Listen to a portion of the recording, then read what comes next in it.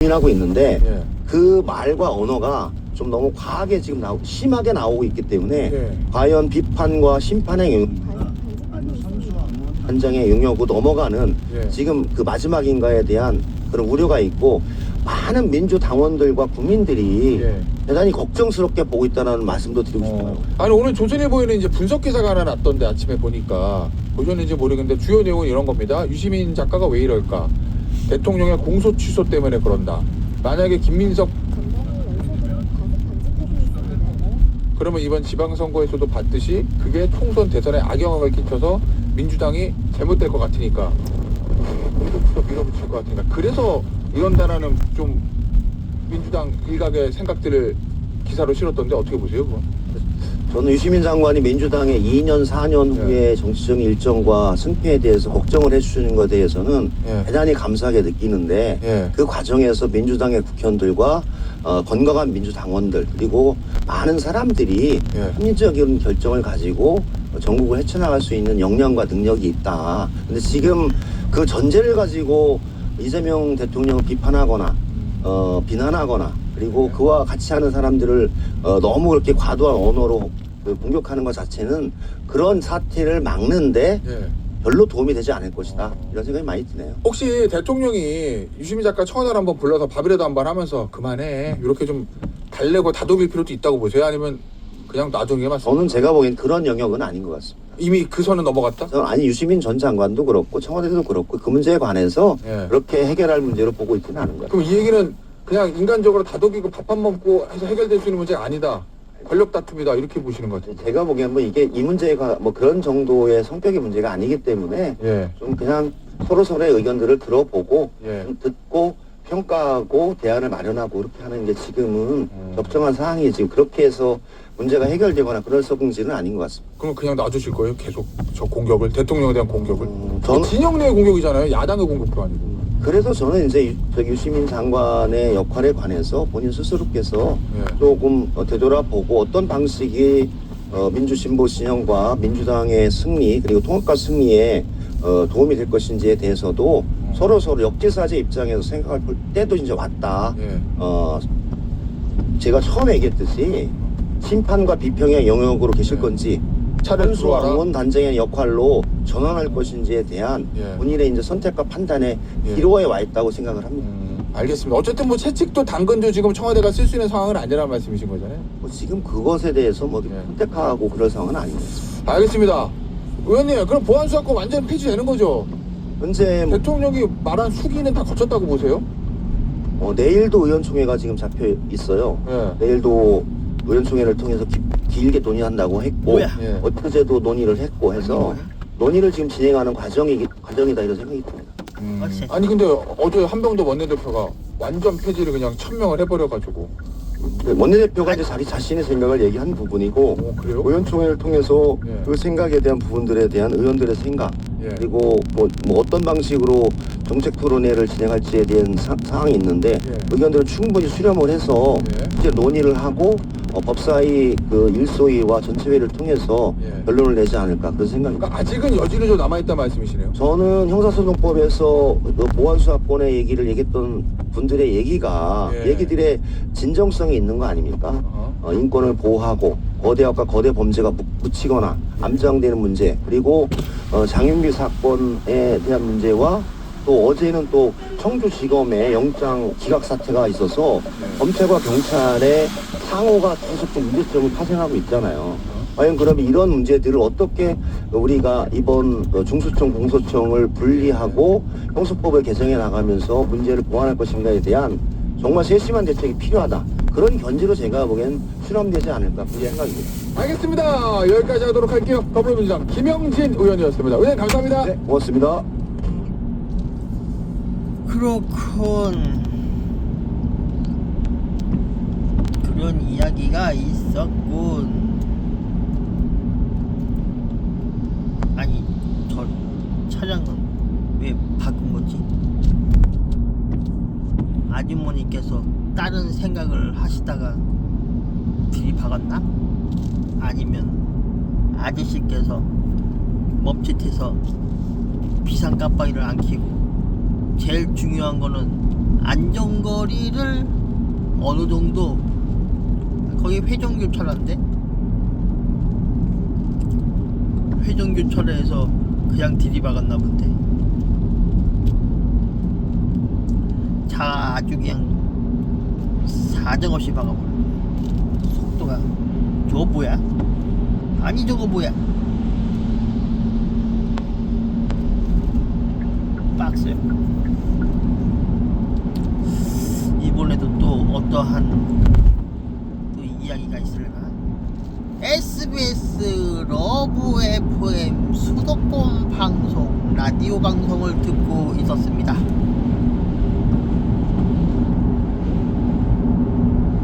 예. 이렇게 특정인의 일방적인 주장 그리고 간접 증거만으로 이렇게 당선무효형 더구나 서울시장 같이 중요한 예. 또 우리 대한민국 또 우리 당의 소중한 정치 자원에 대한 재산에 대한 이런 판결이 나왔던 것은 많은 사람들을 좀 당황스럽게 하고 믿기 어려운 일이라 생각하고 있습니다. 예.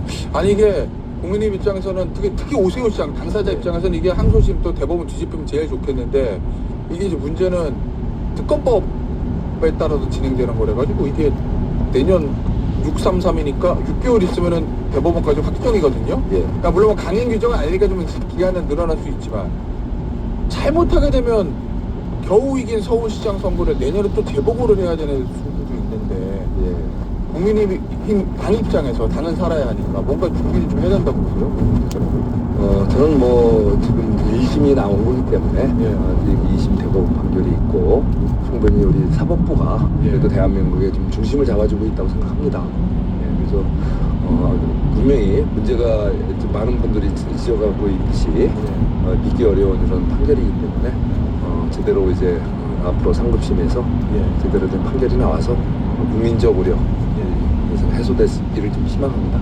알겠습니다. 의원님 그 얘기 좀 해볼게요. 국민의힘 윤리위요. 예. 그저 징계 의원님 혼자 생각하시기에 나 송석주는 징계 대상인 것 같습니까? 아닌 것 같습니까? 왜냐면 어제 징계 가이드라인이 당대표 그냥 단순 비판을 봐준다. 조직적, 반복적 또 뭐였죠? 예, 이거는 징계한다. 근데 조직적, 반복적, 지속적인 거는 징계한다. 근데 의원님이 이제 당대표 지지리 같다는 걸 몇 번 하셨어요. 이거는 단순 비판이라서 괜찮은 건지 조직적, 반복적으로서 안 되는 건지 제가 그게 궁금해서 의원님 어떻게 그게 뭐 반복적 지속적인 건 맞죠. 저는 뭐 솔직히 제가 어떤 상황에 대한 판단을 하면 예. 그것이 이랬다 저랬다 할 수는 없는 거지 않습니까? 예. 현재 뭐 장동혁 당대표가 제가 개인적으로는 좀 아끼는 분이지만 이렇게 지난 지방선거를 전후로 해서 보여온 형태는 좀 많은 국민들을 실망하게 했고 예. 사실상 선거에 지방선거 악영향을 줬고 예. 거기에 대해서 책임을 지는 거죠. 정치는 우리가 어떤 법정 어떤 독립기관처럼 이렇게 그 임기가 보장되는 그런 자리가 아닙니다. 바로 정당의 책임지는 자리는 주요 이벤트에서 성공하면 또 인정을 받고 그렇죠. 또 더 큰 또 기회를 또 부여받고 만약에 거기서 지면 그래서 응당의 책임을 지고 깨끗하게 물러나서 더 큰 또 기회를 본인은 보고 당이 또 새롭게 변화와 혁신할 수 있는 기회를 주고 이것이 깨끗하고 멋있는 정당 정치의 본 모습인데 그 모습이 지금 보여야 될 때 안 보여주고 계속 지금 지지부진하게 찌질하게 이어지고 있다는 거죠. 의원님 그러면 징계 받을 거로 보세요? 징계 문제는 또 찌질하다 하셔가지고 저는 사실은 징계 문제를 여기서 논의하는 게 얼마나 한심하고 바로 그 이 징계 오히려 반성하고 새로 변화와 혁신을 해야 될 국면에서 오히려 역으로 당권을 이용해서 변화와 혁신에 몰입하기보다 또 나를 비판하고 또 새로운 목소리를 내는 그분들을 향해서 또 징계 칼자루를 휘두르겠다라는 것은 오만하기 이를 데 없고 그 자체로 오히려 본인의 사퇴 사유를 더욱더 배정시키고 이제 오히려 이 잘못하면 이렇게 스스로를 이렇게 가두는 함정에 스스로 빠져드는 그래서 오히려 당에 대한 내부 총질을 넘어서 자폭행위로 이어질 수 있기 때문에 그 어리석은 행위는 좀 지금이라도 즉각 중단했으면 좋겠습니다. 윤리위의 징계가 당을 향한 내부 총질 넘어서 자폭이다. 자폭이 됐습니다. 예. 이미 그런 현상이 한동훈 대표, 전 대표의 제명 처분서부터 이어져 왔지 않습니까? 예. 그 이후에 또 다른 의원들에 대한 징계가 법정에서 예. 이거는 이유였다 예. 해서 또 이게 인용이 예. 돼서 결국은 이렇게 우리 당이 또 망신당하는 일이 있었지 않습니까? 예, 또 예. 이렇게 이번에 또 징계 지금 때 아닌 민생이 타들어가고 지금 우리 대한민국 살려야 될 우리 수권 정당이 지금 내부 총질, 내부 싸움에 이렇게 스스로 당권에 의해서 이렇게 난맥상을 보이게 되면 국민들은 우리 당을 또 저 버리게 되고 또 당대표는 빨리 또 물러나라는 목소리도 커지게 되겠죠. 하긴 한동훈 전 대표는 선고로 살아 돌아오고 예. 배현진 의원하고 김종혁 전 최고위원은 법원에서 살아 살아오고. 돌아오고 결국 윤리 징계가 결과적으로 다 실패를 했네요. 그래. 예. 자, 근데 원래 의원님 윤리위가 독립기구이긴 하지만 당기구니까 회의 같은 거 하면 원래 당사에서 해야 되는 거죠.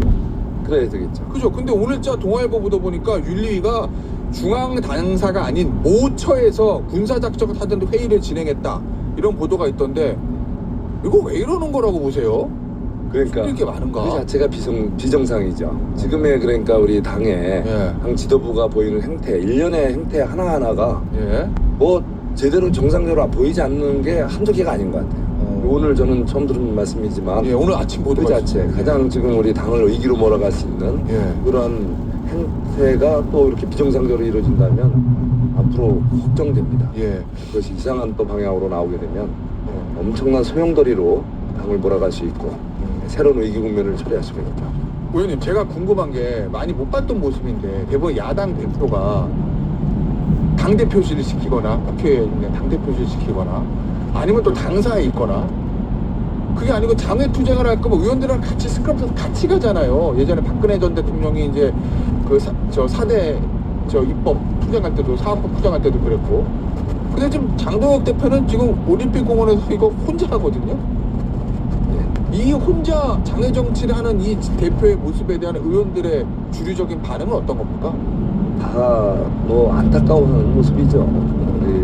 사실 지금 현안이 너무 많지 않습니까? 예. 지금 원내 지금 여러 가지 또 해야 될 현안에다가 또 원 구성까지 아직 좀 미뤄진 상태에서 예. 지금 그 민생은 타들어가는 이 상황에서 지금 당의 대표가 해야 될 일이 정작 우리 저 지방선거 후에 우리가 성찰하고 저 변화와 개혁을 해야 되고 예. 또 보다 우리 저 총선을 대비해서 정말 이 골든타임을 이용해서 우리가 당이 이런 모습 보여야 될 텐데 그걸 안 하고 지금 예.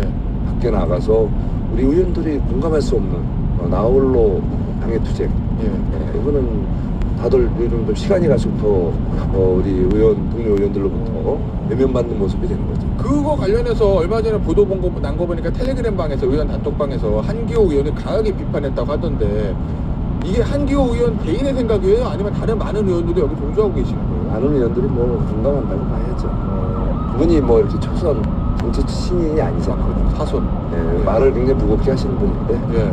이렇게 또 참 안타깝죠. 그럼에도 불구하고 장 대표는 혼자 왜 저런다고 정말 이 이 올림픽 공원 문제 2030 청년들의 이 일부 청년들의 분노 이걸 내가 꼭 해결해야 된다는 사명감 이런 겁니까? 아니면은 여기 이걸 통해서 뭔가 활로를 찾으려는 겁니까? 두 가지가 다 있다고 봅니다. 하나는 그 장 대표의 그 진정성도 있죠. 예를 들면 어쩌는 구국의 일념으로 우리 대한민국 무너져가는 우리 민주주의 특히 그 참정권 침해 거기에 또 이렇게 분노하는 국민들의 목소리를 대변하는 그런 모습도 당연히 보여줄 땐 보여줘야겠죠. 하지만 그게 전부가 아니라는 거죠. 장 대표의 모습은 더 큰 거 우리 국민들을 위해서 당을 위해서 해야 될 일이 많은데 여기에 몰입하는 것은 뭔가 편협된 당 어떤 리더십의 상당히 편향적 모습이다. 의원님은 장 대표가 책임지고 물러나야 그게 다시 살아날 수 있다. 거치는 크지라도 이렇게 계속 말씀을 하시지만 지금 보면은 다른 의원님들 별로 움직이지 않아서 장 대표는 계속 갈 것 같아요. 내년 2월 뭐 임기 채울 수도 있을 것 같다는 보도도 나오던데 대책이 있으세요? 우리 저는 당이 또 앞으로 또 총선에 승리하기 위해서는 분명히 변화와 개혁을 해야 되고 홍보를 탈퇴하는 모습을 보여야 되는데 그 어떤 시발점이 어떤 식으로든 이제 중간에 나타나지 않을까. 지금은 당 지도부 내에서도 예. 많은 범민이 있을 겁니다. 그래서 친구들이요. 이제 여러 가지 이제 우리 당 주변 환경이 특히 이제 민주당도 내분이 지금 심하지만 예. 어떤 식으로든 전당대회가 끝나면 뭔가 하겠죠. 변화된 모습으로 또 무서운 모습으로 또 나타날 텐데 우리 당은 이렇게 계속 지지부진하고 심지어 찌질한 모습으로 계속 이어진다면 예. 결국은 다음 총선은 어려워질 뭐 수 있죠. 이것도 뻔한 거 아니겠습니까? 그 전에 우리가 당이 뭔가 모티브 변화와 예. 큰 혁신의 모티브를 찾아야 되겠죠. 알겠습니다. 의원님, 그저 올림픽공원 사태와 관련해서 여야가 이제 선관위에 대한 특검 도입에는 합의를 했어요. 특검 추천 어떻게 할 것인가도 합의가 됐고. 그런데 요 재검표 있잖아요. 요거는 불발됐는데 민주당에서는 바로 하자. 근데 국민의힘에서 야 뭔 소리야 천천히 해 요 얘기거든요. 근데 얼핏 생각하기에 선거가 문제가 있었다고 하면 재검표 그냥 빨리 해가지고 결론 내면 되는 거 아니에요?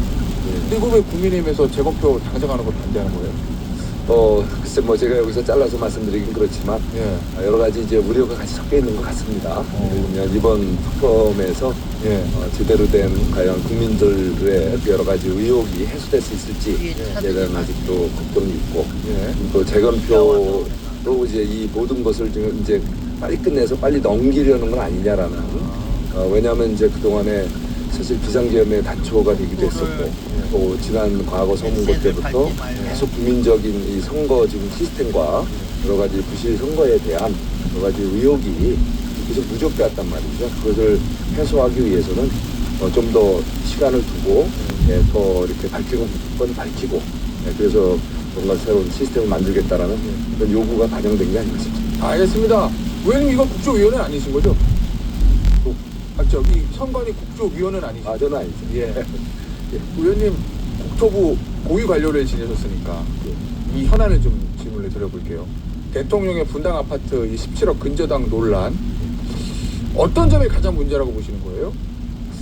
야당 입장에서는. 일단은 그 겉으로 보면 법적으로는 큰 문제는 없어 보이죠. 예. 그렇지만 과연 그런 식의 이렇게 근저당권 설정으로 매도인이 예.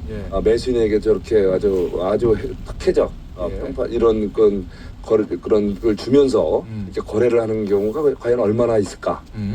뭔가 심지어 어떤 분들은 뭐 명의신탁 아니냐 뭐 이런 또 얘기도 하는 분들도 있어요. 예. 근데 지금 이건 대통령이 어쩔 수 없이 이렇게 또 거래를 할 수밖에 없는 것이 본인이 이제 매각하겠다. 예. 기간 내 매각하는데 또 기존의 저번주의 자격 그거를 또 유지를 주기 위해서 거래가 성사됐단 말이에요. 근데 이런 것이 일반 국민들을 시각이 보면 본인은 뭐 이럴 수 있다고 생각하지만 법적으로 문제 없다고 보지만 이런 것이 굉장히 좀 이례적인 거래고 거기에 대해서 일반 국민들이 봤을 때는 우리는 모든 것이 막혀서 거래조차도 못하고 있는데 자기들끼리 뭐 하는 거지? 굉장히 딴 세상 얘기 같은 모습이 바로 대통령도 이런 부분에 대해서는 사실 국민적인 이런 걱정과 분노에 공감을 할 줄 알아야죠. 그걸 못한다면 앞으로 부동산 정책이 계속 난맥상으로 빠질 가능성이 높습니다. 그러면 대통령 이 거래 자체 문제라기보다는 대출을 좀 죄어놓은 이 정책하고 그렇죠. 실제로 대통령이 한 거래가 매칭이 안 되는 말씀을 그게 문제다 이런 말씀이신 거예요? 그럼요. 지금 여러 가지 지금 부동산 시장이 역대 아주 최악의 지금 이렇게 혼란에 빠져 있습니다. 모든 것이 뭐 대출 규제, 뭐 거기다가 또 여러 가지 또 이 과세, 부동산에 대한 중과세, 거기다가 1가구 1주택에 대해서까지도 하겠다. 이런 것들이 좀 온 공포의 도가니로 그리고 또 거래 온통 규제로 인한 우리 대혼란 이것이 좀 심각한 상황입니다. 오늘 저 부동산 대토론회 열리는데 의원님 어떤 점을 좀 주목해서 보시고 계십니까? 오늘 대토론회에서? 대토론회요. 아마 오늘 국민들로부터 따가운 질책이 많이 쏟아져 나올 겁니다. 저는 그래서 아마 각종 규제에 대한 그 국민적 불만과 원성이 오늘 본물을 이룰 것 같고 거기에 대해서 정부가 어떤 태도를 보일지에 따라서 아마 엄청난 민심의 역풍을 맞을 수도 있다는 생각을 이제 해봅니다. 이 부분, 이 근저당 부분에 대해서 대통령이 또 입장을 본인의 입으로 직접 밝혀야 된다고 보세요? 물론 청와대에서 다 나름의 해명을 했습니다만. 아마 구체적인 얘기를 안 하겠죠. 아 그래요? 예, 그건 해봤자 이제 수렁에 빠져들 테니까. 오. 지금 이미 국민들의 분노, 예. 이게 임계치를 넘어섰기 때문에 예. 대통령에 대해서 왈가왈부하는 순간 아. 엄청 그게 또 거기에 불이 붙을 겁니다. 예. 해피하겠죠. 예. 알겠습니다. 오늘 인터뷰는 여기서 마무리하도록 할게요. 지금까지 국민의힘의 송석준 의원이었습니다. 의원님 감사합니다. 예, 고맙습니다. 저는 SBS 러브 FM 수도권 방송을 들었어요. 라디오 방송. 사람마다 견해라는 게 있죠. 견해.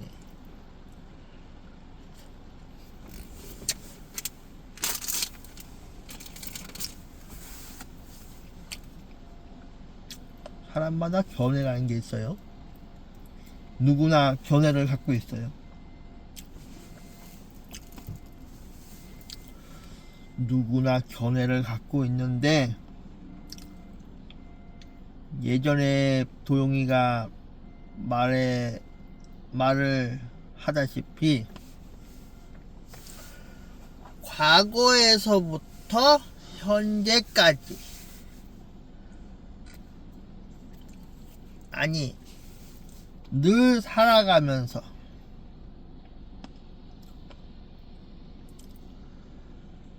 수술을 할 것 같으면 해야 되겠죠.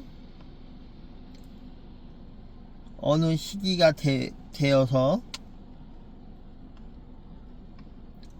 본인이 이 세상을 그래도 살아가려면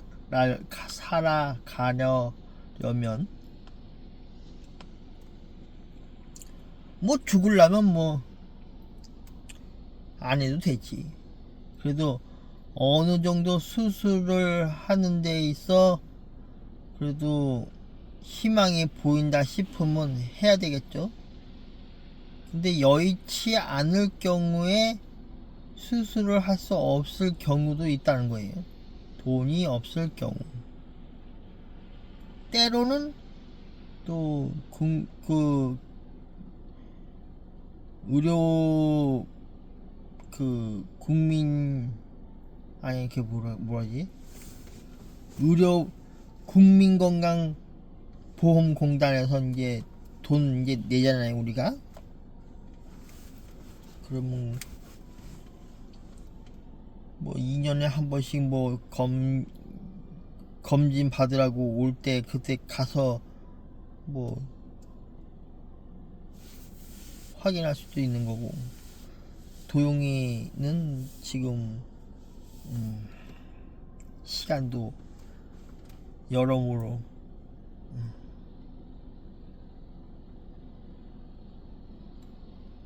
복합적인 문제가 있겠지만도 뭐 우선순위를 댄다면은 건강이 우선이지만 찹찹하네요. 도용이가 만약에 시간과 여유도 있고 돈도 어느 정도 좀 있으면은 뭐 병원 가지. 근데 병원도 못 갈 수밖에 없을 때가 있거든요.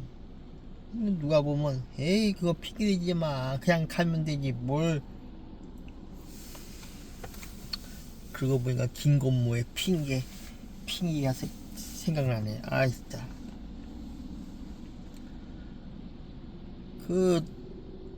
여기 취지가 뭐냐면 일회성 땜질 방법으로 수술을 안 하고 진료만 볼 것 같으면 차라리 하지 마세요. 아프다고 해서 수술을 안 하고 그냥 방치해두면 언젠간 그 폭탄이 어느 정권에 터질지 몰라요. 뭐 국민들이 막에 힘들게 그 힘든 거는 10년 전부터 그래 왔잖아. 뭐 박근혜 정부 때부터도 그래 왔고 그 전부터도 그래 왔고 그것이 자꾸 지속적으로 자꾸 그냥 힘들다고 그 나중에 다 무너지면 뭐 또 비탄감 해주려는 생각인가? 또 국민 세금을 들어서 그런 짓을 또 할까? 열심히 일한 사람은 빚을 갚으면서 살아가는데 그거를 허물고 모두 다 빚을 지고 그냥 안 갚고, 응? 가끔 뭐 유튜브에서 그런 거 나오잖아. 응? 도덕적인 해이를 가지고 살아가는 사람들이 정당화 시키려고 그러는 인간들이 많아졌다고. 유튜브에서 보니까는 빚을 지고 안 갚는 방법. 빚을 졌으면은 빚을 갚을 생각을 해야지. 어디서 그것을 AI 주차 모드로 전환합니다. 아니 어디서 그런 것을 가르쳐 주고 있냐 이거지. 옹호하는 거야? 부정적인 면을 사람들이 같이 너도 나도 그러다가 진짜 이건 만에 하나 혹시라도 그런 일이 생기면 어떡하나? 진짜 뭐 계엄령이 일어날 때 뭐 우리나라 원화 가치가 많이 떨어져서 뭐 태국에서는 돈을 이게 환전을 못하는 일들이 계속해서 발생된다면 태국 말고도 다른 국가에서도 마찬가지. 그러면은 정책을 꾸린 사람이 문제일까? 그거를 또 정당하다고 기립 박수를 치는 인간들일까?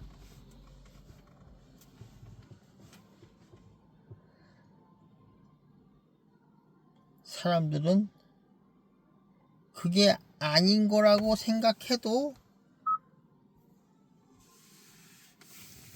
자꾸 정당화 시키니까 자꾸 한쪽으로 쏠리면서 가파른 내리막길을 가고 있는데도 브레이크를 잡을 생각 안 하고 계속 내려가려고 그래. 그러다가 진짜 큰 게 터져서 또랑에 빠지고 옆으로 빠지고 그 누구한테 또 하소연하려고 또 정부 탓 또 하려고 그러지. 하기야 뭐 도영이가 그냥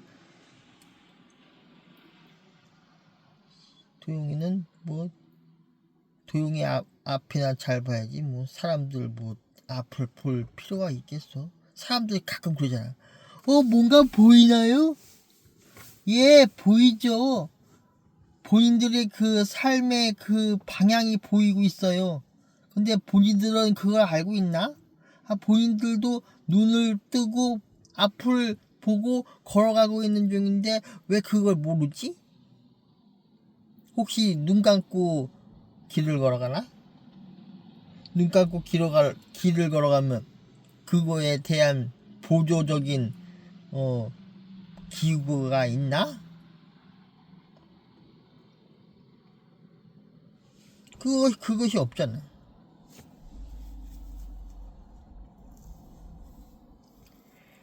비 많이 올 때를 생각해서 도영이가 늘 얘기하잖아요. 비가 안 올 때 비가 올 경우를 대비해서 뭔가 대책을 마련하고 뭔가 준비를 해야 된다고. 그런데 사람들은 대다수 그거 생각 안 해. 그냥 비가 많이 오겠어. 이렇게 하다가 뭐 피해 보상금이나 받지 않을까? 우리 모두 손을 놓고 있자고. 근데 랜덤으로 사람이 죽을 수도 있어. 본인이 스스로 선택한 길이야. 그것도 한두 번이 아닌 매년 수없이 반복적으로. 그럼에도 잘 몰라. 이유가 뭘까? 나도 몰라. 알고 싶지 않아. 알고 있음에도 말하고 싶지 않아. 늘상 반복적인 패턴으로 늘 그렇게 살아가시면서 늘 뭐 옥신각신 분열과 분노와 뭐가 있다고 그냥 얘기를 하시는데, 뭐 잘 먹고 잘 살아가는 분들이 뭐 알아서 할 거라고 생각했지만, 뭐 20년이 지나도 뭐 알아서 하긴 뭘 알아서 하겠어. 그냥 허송세월만 보냈을 뿐이지. 뭐 국민 대통합을 이뤄서 말은 아주 그냥 휘황찬란하지. 말은 있고 행동이 없다. 역할은 있는데 역할은 없다. 역할은 그냥 그 역할만 맡을 뿐이지 행동에 나서지를 않아. 사람들은 이러한 말의 언어의 표현을 거의 잘 안 써요. 대다수 그냥 역할이라고 하지. 역할. 나는 역할과 화의 언어를 쓰거든요. 역할은 그냥 맡기만 해. 그냥 본인 역할만 맡기만 해. 근데 역할은 온갖 행동과 많은 길을 걸어가야 돼요. 저기 보이죠? 앞에 있는 분. 우산을 준비했더라면 비를 맞지 않았을 거예요. 비가 올 걸 알면서도 우산 하나를 준비하지 못했던 거죠. 비가 오고 조금씩 오는데 더 많이 오겠어? 이런 생각을 가지고 있다면 비를 흠뻑 젖을 수 있어요. 내 말이 거짓말 같아요? 그럼 직접 체험해서 느껴보세요. 저렇게. 그럼 되지 뭐.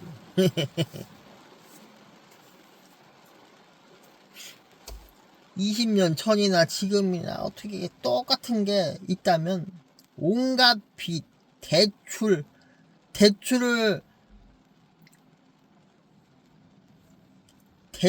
있는 대로 끌어 당겨서 쓴 사람도 있고, 어떤 사람들은 뭐 외국인 분들에게도 대출을 해가지고 어떻게 이렇게 한다고. 그래서 그 본국에다가 뭐 이렇게 해가지고 사업을 한다고.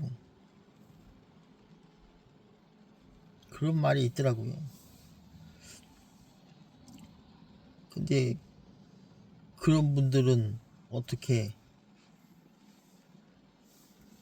그냥 대출을 해주는 건가? 그건 잘 몰라요. 아는 바가 없어요. 그냥 소문에 의하면 그런 게 있었다고 하더라고요.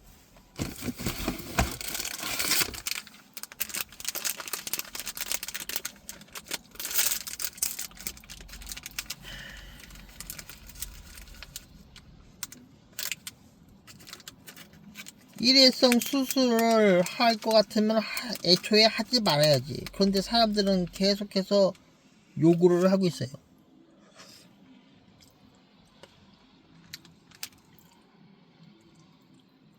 주식 투자를 더더욱 하라고 적극적으로. 그런 거 안 좋아요. 언젠가부터 사람들이 주식에 빠져들면서 비투라고 해갖고 빚을 내서 투자를 해가지고 홀라당장 본인들 열심히 일을 하면서 어떻게 이렇게 할 수도 있었지만, 좀 더 욕심을 부리고자 그 욕심만 조금만 버렸더라면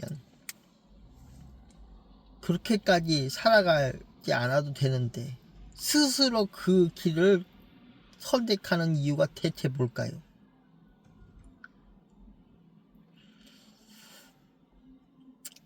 그러면서 남에게 하소연할 필요는 없잖아. 왜? 본인이 스스로 선택한 일이고 그러한 것이 발생될 수 있다는 것을 짐작을 했어야지.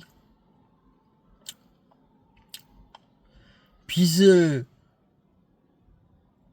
대출을 내가지고 주식 투자해서 홀라당 망하면은 그 누구한테 또 갚아달라고 손을 벌릴까? 빚을 지면 질수록 더더욱 사람이 추해지는 거 몰라? 처음부터 누가 빚을 지라고 했나? 살아가다 보니까 누군가에 혹해가지고 투자를 해가지고 그냥 홀레당 망해버리고 5년 이내에 말아먹어버리고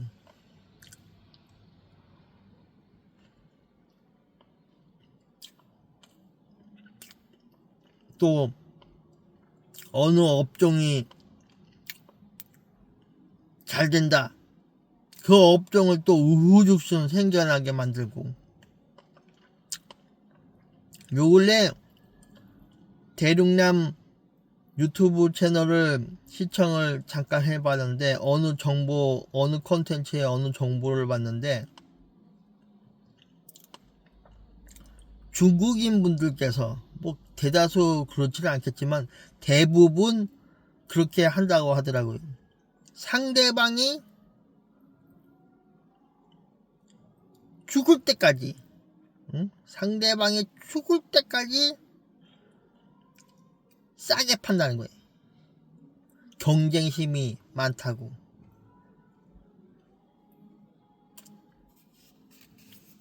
그래서 상대방이 죽으면 자기가 거기를 장악한다고. 그러면 그렇게 해버리면 그런 방향으로 가면은 사람들이 다 같이 죽어요. 다 같이. 함께 살아가는 세상 속에서 본인만 거기를 장악하겠다? 거기 구조가 깨지는 거야. 방향이 틀렸어. 본인들의 평행선이 늘 정당하다고 얘기하지. 만날 수 없는 그 노래가 있잖아요. 노래 가사를 들어보면 다 나오잖아.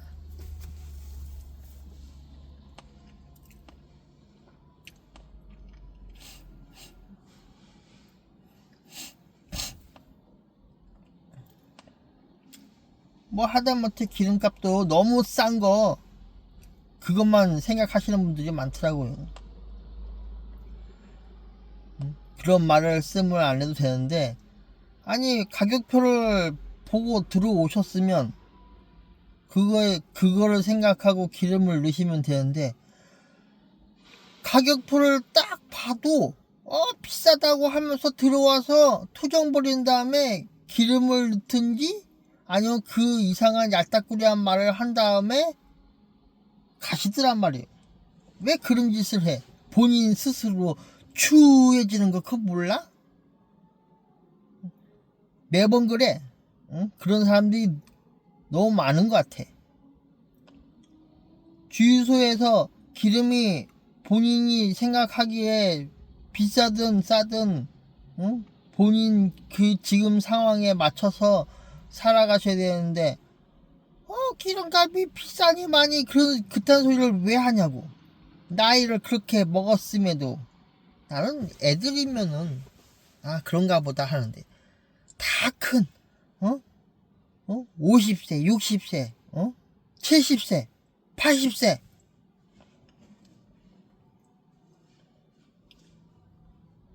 그럼 기름값만 생각해? 딴 건 생각 안 하나? 본인들의 명품 시계, 명품 가방, 뭐 이런 거, 사치스러운 거,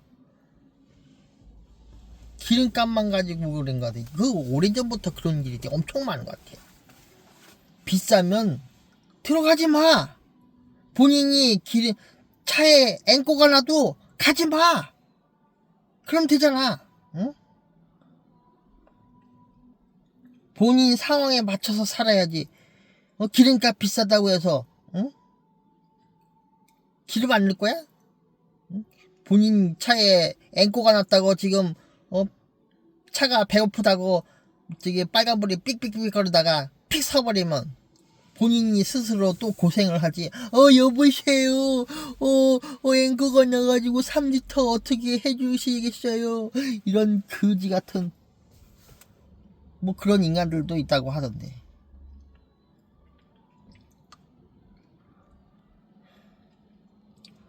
세상에 살아가면서 별의별 사람들이 되게 많은 것 같아. 그래도 주유소에 들어가기 전에 난 기름값을 보긴 하지만 차에 기름이 없다, 없을 것 같다, 아예 없다 해버리면 안 되고 없을 것 같다, 이때쯤 기름을 넣어야 되겠다 할 때 그때 넣는 게 제일 좋아요. 기름값이 비싸니 많이 이런 얄딱구리한 소리 하지 말고 어디서 그지 같은 생각을 가지고 응? 평생 그렇게 살다 갈 거야? 하기야 뭐 평생 그렇게 살다 가시는 사람도 있어. 그러다가 뭐 돈이 많은 사람들도 뭐 돈이 없다고 그러는데 저승 갈 때 그 삼배 옷에다가 쑤셔 넣겠네. 아니 관뚜껑에다가 돈을 가지고 갈까나? 뭐 그런 사람도 있지 않을까? 살아가면서 보이는데도 그렇게 살아. 뭐 그뿐만이겠어. 온갖 이상한 이야기들이 난무하면서 유튜브에는 별의별 이야기들이 엄청 많아. 하기야 내가 그랬지만도 아니 늘 그렇지. 모든 사람이 견해를 갖고 있다. 근데 그 견해가 과연 맞는지. 아니 모든 사람의 견해가 다 틀리다는 건 아니야. 맞는 게 있고 맞지 않은 게 있는데 맞지 않은 걸 자꾸 반복하고 번복하고 그러면 어떻게 피로감이 느껴져. 피로감이 느껴지면 더 이상 듣고 싶지 않아. 계속 듣고 있으면 스트레스 받아. 누군가가 조언을 진짜 그게 조언인지는 잘 몰라. 진정성 있는 조언이라면 들어야지.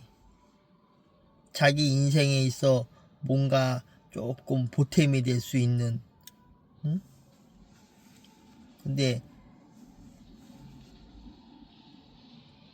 얄팍한 속임수에 또 혹 해가지고 그냥 몰락의 길과 나락의 길로 걸어갈 때면 그거 대체 누구에게 또 하소야 하나. 그거 나 누구한테 하소할 필요가 없어. 본인이 스스로 선택한 잘못된 길을 누구한테 하소를 해. 본인이 가려고 한 거 본인이 똥 싼 거 본인이 치워야지. 그렇다고 해서 딴 사람들 화장실 가서 똥 싸고 똥 안 내는 사람도 많아 보니까. 그런 행동으로 살아가는 분들은 대다수 책임감은 없고 대부분 다 회피하는 분들이 많더라고. 행동 하나하나에서 말 한마디, 따뜻한 말 한마디 없고 늘 본인들의 그 주장만 늘어내고 있어.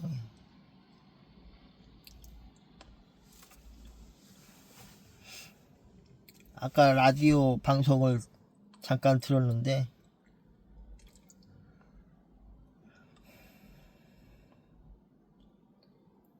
국가와 사회와 개인의 발전 이거 생각이 아니고 국가는 맨 밑으로 떨어지고 사회는 맨 밑으로 떨어지고 본인의 발전만 위하는 사람들이 너무 많은 것 같아. 뭐 일반일 경우는 뭐 본인의 발전이 필요하지. 근데 국가는 생각 안 하고 나라 생각은 안 해. 그냥 안 해. 그냥 말아.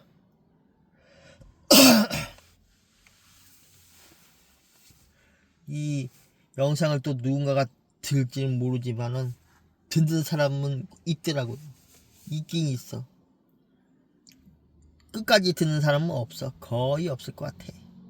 있으면 나중에는 생각을 하겠지. 세상을 바라보기, 세상보다는 주변을 바라보는 게 더 빠를지도 몰라. 자기가 살아가면서 본인의 선택관을 보고 또 주변의 상황을 한번 보고 그 다음에 사회의 이야기들을 한번 보고 무엇이 반복되고 무엇이 옳고 어떤 길을 가야 되는지 생각만 하고는 안 된다. 생각과 행동에 같이 겸비해야지 그게 되는 일이지. 온갖 부정적인 비판을 늘어놓다 보면 본인 스스로 주한 사람이 된다는 거. 내가 이런 시간에 이런 말을 할 필요가 없는데 하긴 요즘에 뭐 재미없다고 조회수가 뚝뚝 떨어지는데 아니 괜찮아. 뭐 누군가가 듣겠지 뭐. 누가 마음의 주파수를 맞으면 또 그거에 대해서 인정한다면 다행이고 인정할 수 없다고 그러면 뭐 그렇게 살다가 가셔야지 뭐. 내가 늘 하는 말 있잖아요. 직접 체험을 통해서 느껴보세요. 그러시면 알 수 있지 않을까요? 사람들은 도영이가 누구야? 뭐 도영이가 그냥 일반 도영이에요. 그냥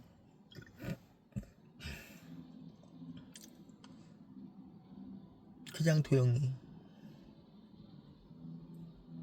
뭔가 알아도 내세우지 않는 사람. 잘 알려지지 않는 사람. 그리고 잘 알려지지 말아야 되는 사람.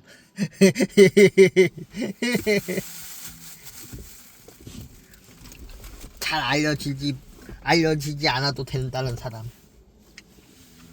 그런 사람.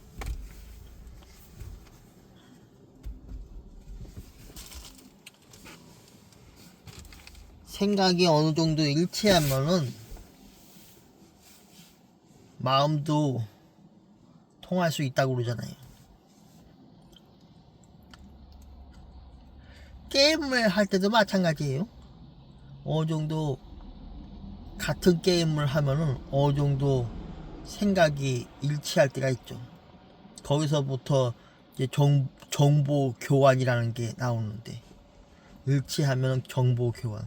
아 어디에서 가보니까는 거기 이렇게 아이템도 많이 나오더라고. 거기 사냥하면은 뭐가 있고 그쪽으로 가면은 뭐 유저들이 별로 없고 뭐 이게 어느 시간대에 뭐 이렇게 이런 정보 교환들이 이루어지더라고요. 같은 그 게임을 하는 사람들을 생각한다면 예전에 뭐 디아블로도 초창기에 있을 때도 그런 이야기 많았고 뭐 리니트도 마찬가지고 뭐 스타크래프트도 마찬가지더라고. 이거 이렇게 하고 이렇게 하면 조금 더 괜찮은 게임을 할 수 있다고. 게임 방식을 어떻게 하느냐에 따라서 달라지는 거예요. 막 초반부터 막 상대방을 막 뭐 쳐들어가고 막 이게 다 초토화시켜버리고 이게 아니고 도용이는 그냥 스토리를 만들어서 뭉개버리죠.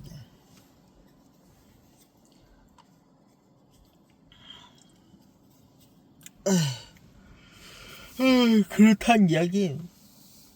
그리고 요 근래 우리 집에 늘 들어온 인간이 자꾸 그냥 우리 집에서 자꾸 그런 짓거리를 하는데, 조만간 도용이 집에다가 저기 CCTV를 조금 쌈박한 거를 하나 저기 넣어야 되겠어요. 그 똥파리인지 뭔지 얼굴 대문짝만하게 그냥 유튜브에다가 빡 올리면 그냥 이 사람들이 말이에요. 그러면 그 똥파리 그 분들은 마음이 어떨까? 그 다음에 이 사람들의 그 인적사항을 전부 다 그냥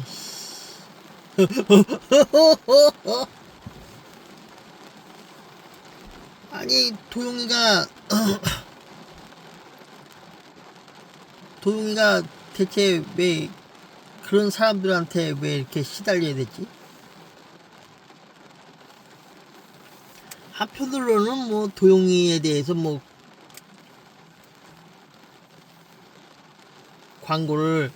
홍보를 해주지. 광고보다는 홍보. 근데 사람들은 궁금한 걸 너무 좋아하는 것 같아. 호기심이 발동되면 그렇게 하더라고. 우리나라 대한민국의 곤장과 태영을 만드는 대통령이 나올까? 아니 그렇게 법을 만드는 사람들이 있을까? 우리나라 대한민국에? 없을 것 같은데? 왜냐면 종교에서 막아버릴 테니까. 왜 종교에서 막냐? 국가 발전을 막는 게 종교거든.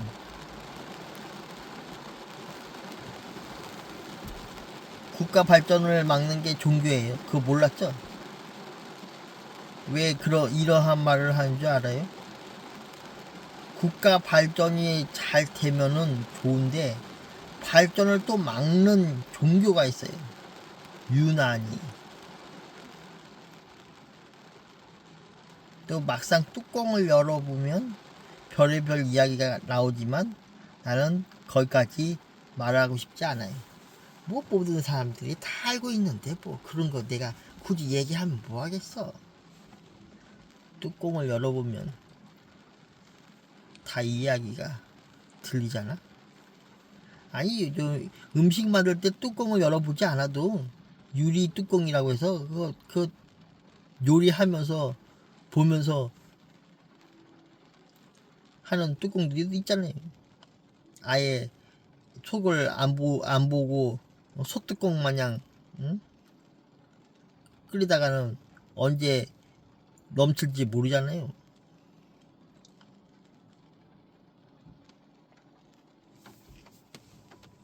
그걸 알고 있을까? 알고 있으면 다행이고 모르면 모르는 거지. 그 요리를 하시는 분들은 대부분 아니 라면을 하다못해 라면 끓여 먹는 분들은 대부분 아실 거라 생각해요. 유리 뚜껑은 그나마 일반 유리 뚜껑은 아니고 그 냄비에 적합한 유리 뚜껑. 그래서 어느 정도 보이잖아요. 유리 뚜껑. 굳이 뚜껑을 열지 않아도 이게 끓고 있는지 끓지 않고 있는지 판가름 할 수 있을 테니까.